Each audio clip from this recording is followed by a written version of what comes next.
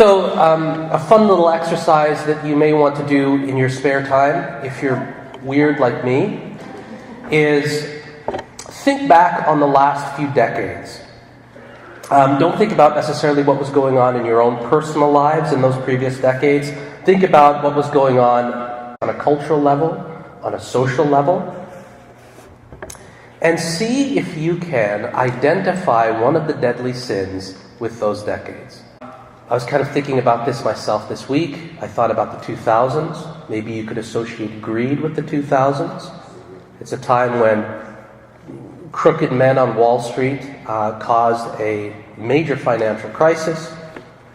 Maybe you'd associate pride with the 90s, because it was the time when the Berlin Wall fell and some declared that history had come to an end and we had reached the final stage of human progress.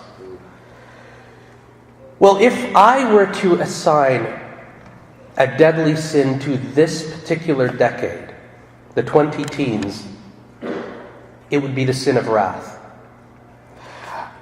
I'm not entirely sure why this is. Maybe some of you have your own theories, but right now it seems that there's a lot of political polarization in our culture. If I wanted to, I could probably think of about 6 things that 6 hot potato topics, I'll put it that way, that if you were to bring those topics up at Thanksgiving this year with your family, it could result in people not speaking to each other for about a year. If you watch the talking heads on the nightly news, if you read the comments sections under online news articles, you'll quickly pick up on this intense feeling of anger that permeates our culture right now. So what I want to do this morning is shed some light on this particular sin. I want to talk about the deadly sin of wrath. And I want you to notice that I use the word wrath instead of anger. I don't use the word anger because anger in and of itself is not always sinful and it's not always immoral. And that's a fact that St. Thomas Aquinas makes clear in some of his writings on the subject of wrath. Anger is not always sinful. So that, of course, raises the question, at least in my mind, when does anger become sinful? In other words, when does healthy human anger warp or twist itself into wrath? And that's the question that I want to explore in the first few minutes of the talk today. So I'll just dive right into it. I'll start by saying this. Anger is not sinful when it's aroused by genuine wrongdoing or legitimate injustice. Right? I'll say that again. Anger is not sinful when aroused by genuine wrongdoing. So if you find out, for example, that a corporation of some kind has exposed thousands of people to toxic chemicals, you hear about this on the nightly news or whatever, and it makes you angry, right? That anger is justified. Or if you find out that a prominent figure in church or in school, for example, a teacher perhaps, has preyed on vulnerable children, then the result in your heart might be a sense of anger. And I think that anger is justified. The best example of justifiable anger, and this is one that Christians cite most often, is Jesus' demonstration of anger in the temple. It was, of course, the gospel reading that we just heard a few minutes ago. Jesus sees that the court of the Gentiles in the temple has been essentially cluttered with vendors, thereby preventing the people of the nations from coming to the Jerusalem temple to worship the Lord. And he gets so angry with this particular injustice, this misuse of the temple, that he famously overturns the tables of the money changers. And this is what we call righteous indignation. Anger that is perhaps aroused by a genuine encounter with real human evil. And I would even say that there's some instances that, like, if we were not to feel anything in the face of that kind of wrongdoing, that in itself would be immoral. And some would say that's the sin of sloth. I don't know if we've done sloth yet in this preaching series. But I see sloth as a kind of moral sluggishness, this pathological passivity in the face of evil. So again, Anger is not sinful when that anger is awakened by genuine wrongdoing as we see it in the world today. However, you could say that anger is sinful when it's aroused by something sort of petty or trivial. So, I'll be the first to admit, I have pet peeves. Who else has pet peeves? Yeah? Pretty much, yes. Everybody in the world, I think, has things that annoy them. Minor things that other people do that just gets their blood boiling. I'll give you an example. There's someone in my house, I'm not going to say who never shuts cupboard doors or dresser drawers. Like, this person will know that she needs something from the drawers, and she'll open up the drawers and take something out and then just not shut them. There was one time I walked into the bedroom and all of the drawers were open, and the whole thing was tipped over because all the weight was in the front of the cabinet. So it annoys me, and I'll go further than that. I'll say that it angers me, and there are some days, depending on what's going on in my life, when it awakens my sense of wrath. So I will ask you, what do other people do in your life that annoys you? What are your pet peeves? Maybe you can think of 2 things. Maybe you can think of 6 things. Maybe you can think of a dozen things. And I want to say that if your list of pet peeves is really extensive, then I'm willing to bet that you're probably angry quite a bit. Right? You're angry when your sister makes that clicking noise when she eats. You're angry when the guy in the bus takes out his cell phone and chats with his friend. You're angry at the receptionist when she's chewing bubble gum. You're angry when the man in front of you is walking too slowly. You're angry when the baby starts crying at the restaurant, and you just kind of spend your whole day like this, right? Just angry all the time over the fact that God has cursed you to live in this world surrounded by imbeciles. And I've had days like that. I think we've all had days like that. And when that happens, you need to ask yourself, okay, do I have right now an unhealthy relationship with anger? What's going on in here to make me so frustrated? Because chances are, it's not about the little things. Like, if you dig deeper in your anger, you're going to find something there that the Lord needs you to address. So you may be struggling with wrath if you find yourself constantly in situations like this. So when else is anger not sinful? Anger is not sinful when the degree of anger is reasonable given the level of the offense, given the nature of the offense. So I'll give you an example for this. Let's say that you share common kitchen space with a bunch of coworkers in your office. And the way it works is everybody has their lunches in the fridge, and they have a little sticky tape that they put their name on so everybody knows whose lunch belongs to who, right? And in fact, you happen to have a pudding with your name on it in the back of the fridge. And all day, like, you've been plowing through the emails and sitting through boring meetings, and you just want that pudding. That's the only thing that's kind of getting you through that afternoon. So finally, you got a break in your schedule, you go to the fridge, you open it up, it's gone. Well, if you're like most people, you're going to feel a flash of anger. And that anger could very well be justified because someone has stolen from you, right? And if you're like most people, you'll leave a note on the fridge telling your coworkers to get their own lunch, right? And then you'll go off to the vending machine, you'll get a chocolate bar, and then you'll just continue with your afternoon. That's reasonable, I think, given the nature of the offense. But imagine instead of getting mildly irritated, you blew up at everybody in the office. And you made it a point to find the culprit. You'll dig through the trash can until you find this empty container, and it happens to be by so-and-so's desk. And then you humiliate that person in front of all of her coworkers, in front of the entire office. Okay? Now that, in my estimation, is an example of when the level of your anger has exceeded what's actually justifiable given the offense. And that's quite common. So someone wrongs us in some small way, and instead of getting mildly peeved, instead of just kind of shrugging it off, we stew about it, maybe for days, maybe even for years. And I've met people who have gotten into little feuds in junior high school, and 10, 15, 20 years later, they still remember it, and it still eats at them. Okay? There's in some perverse way, we demand sevenfold vengeance for the wrongs that were done to us. And I think that's one of the reasons behind the law of retaliation that you find in the Torah, that you find specifically in Exodus. And you know how the verse goes. Life for life, eye for eye, tooth for tooth, etc. And the idea here is that an injured person is entitled to some compensation from the aggressor that's appropriate to the injury.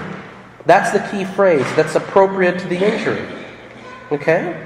So this means that if someone knocks a tooth out, you're not entitled to their head. And oftentimes our anger represents this unreasonable and excessive demand for compensation, again, that goes beyond what's called for given the comparatively mild nature of the offense. So moving on. When else? What's another situation in which anger might not be sinful? Well, anger is not sinful if the fruit of that anger, if the way we act on that anger is constructive rather than destructive. So, a constructive response to anger would be truthfully confronting the person who has wronged us, ideally in a spirit of love. So you might go up to an old high school acquaintance, for example, and say, grade 10 was one of the worst years of my life. And I still, when I think about that year, I still shiver. And it's because of the way you treated me. You were quite the bully at the time. And if you're lucky, what your friend might say to you in response is, yeah, I know I was a jerk and I knew I hurt you, but I never knew that I hurt you that bad, and I'm sorry. And then you can forgive them. Right? So telling the truth about how you've been wronged, forgiving, I think both of these are very healthy responses to our own anger. And so is fighting the injustice that angers you. So a fine example of this, of course, is the Reverend Martin Luther King Jr., the great civil rights leader of the 1960s, who was justifiably angered at what he saw around him in his culture. Whites and blacks not being able to sit at the same lunch counter together, or to sit with each other on the bus, or to use the same washrooms. So what did he do with that anger? What did the civil rights leaders of the 1960s do with that anger? Well, they staged sit-ins at restaurants. They organized bus boycotts. They marched in the streets. And they led a nonviolent movement that transformed the culture of the United States forever. And they set an example for future generations of how to resist evil with love. So when the fruit of our anger is truth-telling and forgiveness and reconciliation and constructive attempts to rectify wrongdoing, that anger is not sinful. That's not wrath. That's actually a beautiful thing. The same cannot be said, however, if our anger results in destruction. So imagine if someone wrongs you, and instead of confronting the person with their wrongdoing and forgiving them, you seek some kind of vengeance. Maybe you go behind their back to your social circle and start spreading lies about them. Right? Or you try to get them fired from their job somehow. Or you vandalize their home, or you physically assault them, or you try to shame them publicly in some way, maybe on Facebook or on Instagram. Okay, that's the sin of wrath. Or imagine that in the face of some kind of a societal injustice, a group were to organize themselves and take up arms and burn down buildings and riot in the streets and launch terrorist attacks. Again, that's the sin of wrath, this time on a collective scale, on a social scale, instead of on just an individual scale. But the point remains the same, I think. How we act on our anger is crucial in determining whether or not that anger is sinful. It's crucial in determining whether or not that anger has crossed the line and become the deadly sin of wrath. So one thing that I think we can conclude from everything I've said so far is this. Anger in and of itself is not sinful unless, maybe you can think of your anger like a river, unless that river overflows its banks. In fact, that's how St. Thomas Aquinas defined wrath as a deadly sin. He defined it as, and I quote, a passion for revenge that goes beyond the bounds of reason. I think it's a really good definition of wrath. It's very pithy and it's very easy to understand. The passion for revenge that goes beyond the bounds of reason. So I think one way of uprooting this particular deadly sin from our lives is this. What we can try to do, and I know how hard this is, but what we can try to do is apply reason and logic to our anger. So if you find yourself getting angry at a particular person, or a particular group of people, or at a situation, do your best to step away for a while and cool down. And then ask yourself a series of questions. Okay? Is there legitimate wrongdoing going on here? Have I been the victim of an injustice? Has someone stolen from me? Has someone been deceptive to me, or cruel, or morally negligent, or violent towards me? Or am I getting worked up over something that's probably just a social faux pas? And let's say you can answer yes to that question. Let's say that you can conclude, yep, I've been the victim here. Somebody has hurt me. Maybe you can ask the next question. Is the level of my anger, the way I feel right now, is that appropriate given the situation? Or am I overreacting? And maybe you conclude you're overreacting and you say, okay, I got to bring my anger down a notch or two because this is unjustifiable the way I feel right now. And then having done that, you can ask yourself the question, what constructive things can I do right now to act on my anger? So, there's lots of things you could do. You can write a letter to the person who has wronged you. You can choose to forgive. You can join an organization that's committed to combating whatever injustice happens to be eating at you. Again, the question is, how can I act on my anger in constructive ways? Now, I'll be the first to admit, applying logic and reason to anger, easier said than done, right? Because when you're in the heat of the moment, and I'm speaking personally here, when your fight instincts start to kick in and you feel your temper rising to like 7, 8, 9, higher cognitive functions just go out the window. You don't think. When you're mad, and I mean really mad, you don't ask yourself questions like, have I truly been wrong? You don't stop and think, okay, so what are some constructive ways of expressing my anger right now? No, you think, I'm going to punch the wall. I'm going to punch a hole through the wall, right? Or I'm going to punch a hole through somebody else, right? Because anger short-circuits reason, right? Anger just short-circuits that ability to use reason and logic. But, this is the good news, this is the path out of anger. There's a certain virtue that short-circuits anger, and that virtue is patience. Patience, the scriptures teach us, is an element of God's character. The Lord is patient and kind, slow to anger and abounding in steadfast love.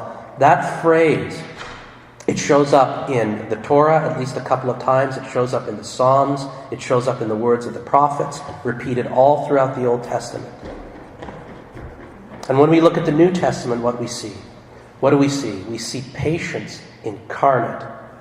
We see the utmost patience in the life of Christ Jesus. He patiently endured the suffering of the cross. He was forsaken by his friends, betrayed by his fellow Jews, handed over to the Gentiles for torture, and he hung on the cross alone. He could have, at a single command, summoned 12 legions of angels to wreak vengeance upon a species that had abandoned him and cruelly mistreated him. But instead, with his dying breath, what does he say?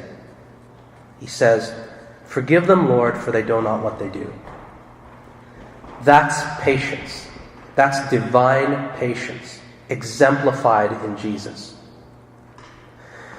I will say this, if we call ourselves followers of this man, our job is to cultivate that kind of patience in our lives.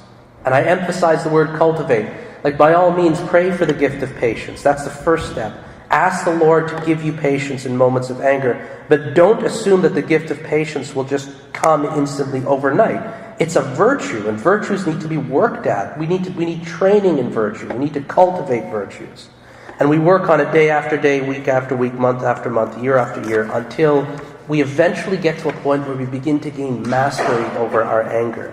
And we can wield it like a tool instead of allowing it to push us into wrath. And eventually we develop Christ-like patience. Now, one last thing I want to explore, and then that's it. How do we cultivate that patience?